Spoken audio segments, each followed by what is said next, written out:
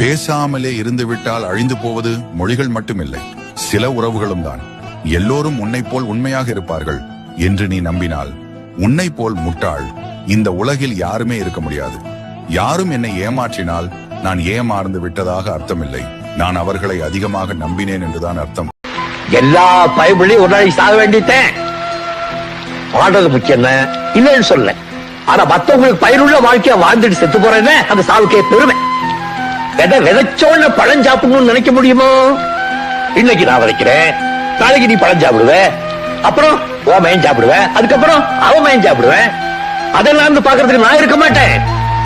ஆனா விதை நான் போட்டது, இதெல்லாம் பெருமையா? நேற்று வரைக்கும் நான் ஒண்ணுமே புரியாம இருந்தேன், நிம்மதியா இருந்தேன். இப்போ எது எது என்னங்க யார் யாரு எப்படி எப்படின்னு தெரிஞ்சு போச்சு. அவளையும் கூடவே வந்துருச்சு. முந்தி மாதிரி சிரிக்க முடியல. நான் புள்ள முந்தியெல்லாம் ஒரு ஜோக்க சொல்லி எல்லாரும் சிரிங்க சிரிங்கன்னு சிரிக்க வைப்பேன். இப்ப ஊரே என்னை பார்த்து சிரிக்கும் போது நான் புள்ள என் வாழ்க்கை பார்த்தீங்களா ஒரு பெரிய ஜோக் ஆயிடுச்சு. இது ஜோக்கு பண்ணக்கூடாது, சிரிக்கணும். மனுஷனுக்கு கஷ்டம்